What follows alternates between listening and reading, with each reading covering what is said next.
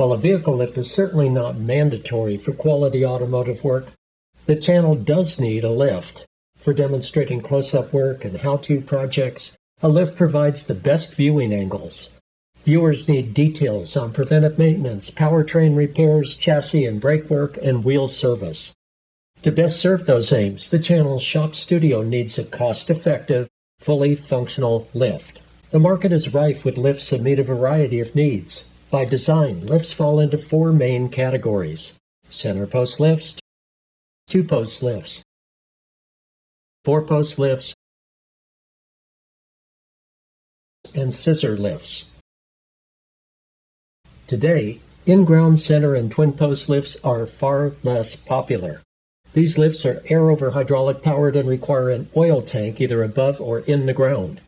Environmental issues, complex installation steps, and awkward service demands have gradually reduced interest in these lifts. Independent shops and dealerships avoid in-ground lifts, opting for easier-to-install floor-mounted designs. I first used a two-post lift when instructing automotive technology at the San Diego Job Corps in the early 1980s. I also worked with a two-post asymmetrical lift and an alignment rack at a busy GMC Pontiac dealership. From 1999 to 2004, I taught automotive and welding courses at the Rite of Passage campuses. In my role as an adult education-level auto tech instructor, I demonstrated lift safety to hundreds of students. In the mid-90s, I equipped my new 2,400 square foot shop with a two-post, 9,000-pound capacity forward lift. The shop was constructed with this lift in mind. While a concrete slab measured 6+ inches thick across the 40 by 60 foot floor structure, the concrete where the two-post set was 14 inches deep with strategic rebar reinforcement. While this may sound excessive, there is good reason to prepare like this for a two-post lift. A two-post lift provides ready access to the vehicle's undercarriage. Since the arms come from the sides on an asymmetrical lift, floor space is unobstructed beneath a lifted vehicle. Floor space needed for a two-post lift is considerably less than the space required for a four-post lift. There are upsides and downsides with any lift design, and the two-post lift has its share. For openers, a two-post lift requires adjusting the movable arms, pads, and pad extensions each time you lift a vehicle. Pad positioning beneath the vehicle is at ground level, and this requires repeated kneeling on the floor. It's important not to damage the vehicle by setting pads in the wrong place.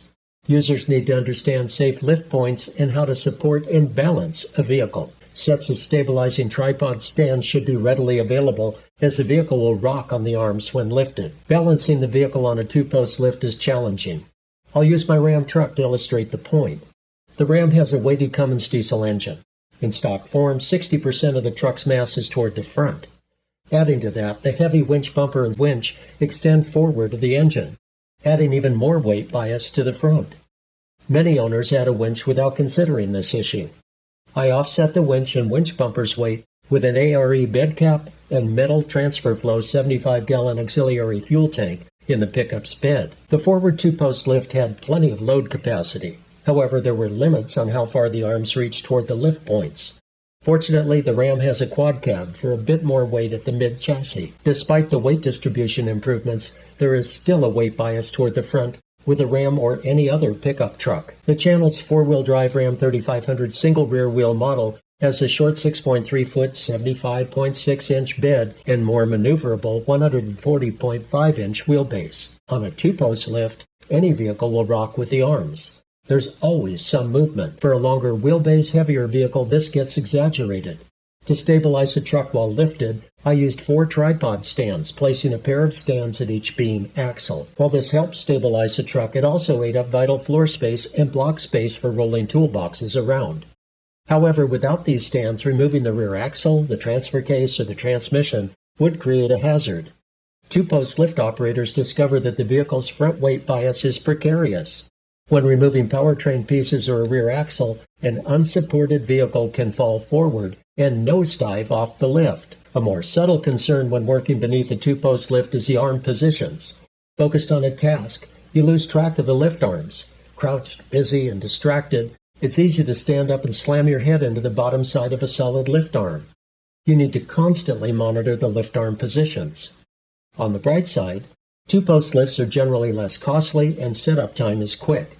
Be aware, however, that concrete pad requirements are critical for keeping a two-post lift upright and stable. When stressed floor anchors or weak concrete break loose with a vehicle in the air, the result is catastrophic. Shops and DIY users must check anchors and concrete integrity regularly on any lift, even more consistently on a two-post type. At the bare minimum, installers need to follow the manufacturer's concrete standards and installation steps. I go way beyond the minimum concrete requirements. If you need to pour a fresh slab or cut and upgrade an existing floor, consult with a concrete specialist or engineer about safely installing your two-post lift. Be vigilant when setting up a two-post or four-post lift. After using two- and four-post lifts, I prefer a four-post lift with runways. If the runways are spaced correctly for the car or truck's track and tread width, driving on or off the lift is simple.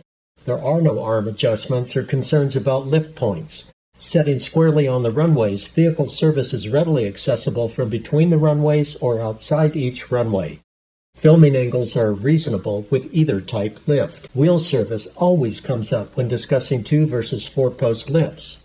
Although you cannot do wheel alignment with a two-post lift, the wheels, suspension, and tires are readily accessible. Many find a two-post lift works well for 4x4 lift kit installations.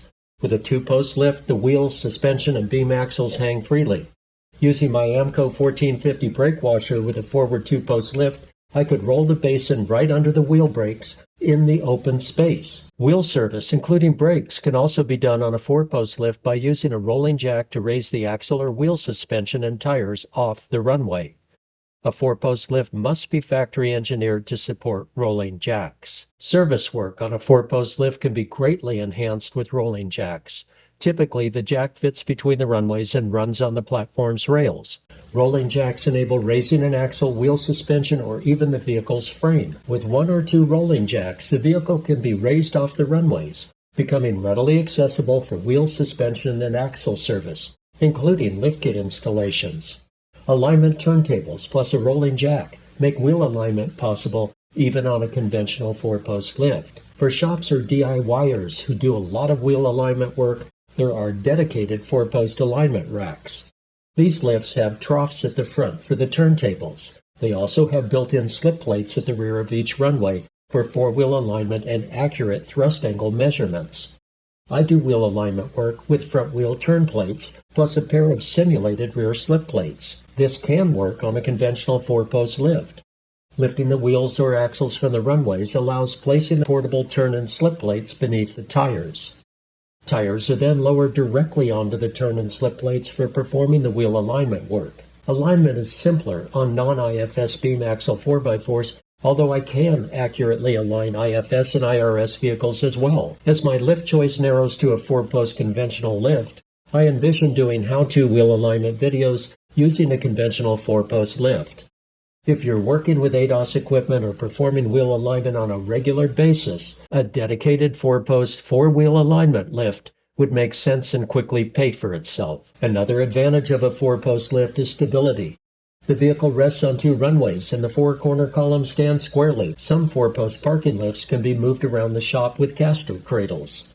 For my shop's purposes, I prefer anchoring the lift at a permanent level location. Parking lifts enable stacking two vehicles in the same space. Shops or home garages that need more space find this handy. A variation of the parking lift is a parking lift with built-in rolling jack rails on the runways. This allows the lift to double as a bona fide service rack, making the lift even more versatile. When using rolling jacks, I want the lift to be safely anchored to the floor. Readily apparent, a four-post lift has a safer overall stance than a two-post lift. A vehicle with reasonable weight distribution should not create a problem.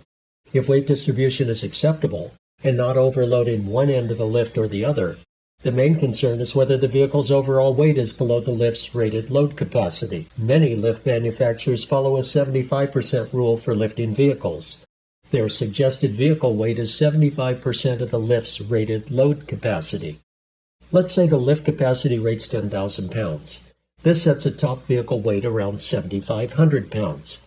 The formula is certainly prudent since the better quality lifts pass load tests well beyond their rated capacity. One test standard is static testing to 150% of the lift's rating with a 115% dynamic or moving safety margin. Importantly, make certain that any cable lift you get has a proven and well-tested automatic backup safety lock system. Despite the stability of 4 columns, the floor must still meet the lift manufacturer's specified concrete thickness and composition. As a rule, lift manufacturers provide concrete specifications in the installation manual. I always go well beyond the minimum requirement when pouring a floor slab or cutting squares for reinforced concrete around columns. Again, this is crucial for two-post lifts. Any lift installed at an upper level in a multi-story building or a building with a basement must meet additional safety standards, codes, and engineering demands. Beyond cost, the floor plan for your shop and the service work intended will determine which lift works best. The channel's shop studio work ranges from routine automotive maintenance and tuning to major chassis, powertrain, and axle work. The lift needs to cover wheel, brake, alignment, steering, axle, transmission, and transfer case service and repairs. To perform this service work, a 4-post lift package needs at least 1 rolling jack, and preferably 2. The runways need rolling jack tracks. Jacks must each be rated for the vehicle's front or rear axle weight.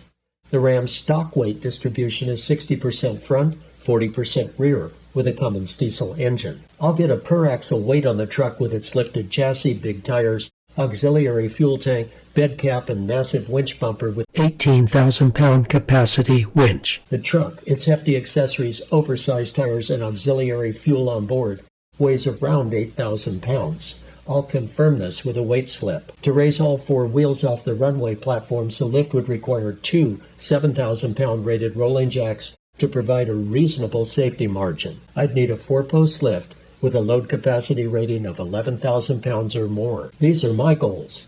Whether you have an independent automotive shop or are a prosumer DIY enthusiast taking your shop to the next level, this coverage can help you make a choice between a 2-post or 4-post vehicle lift and accessories. In the next video, I'll share the channel's choice, the lift that makes the best sense for my shop and the channel's needs.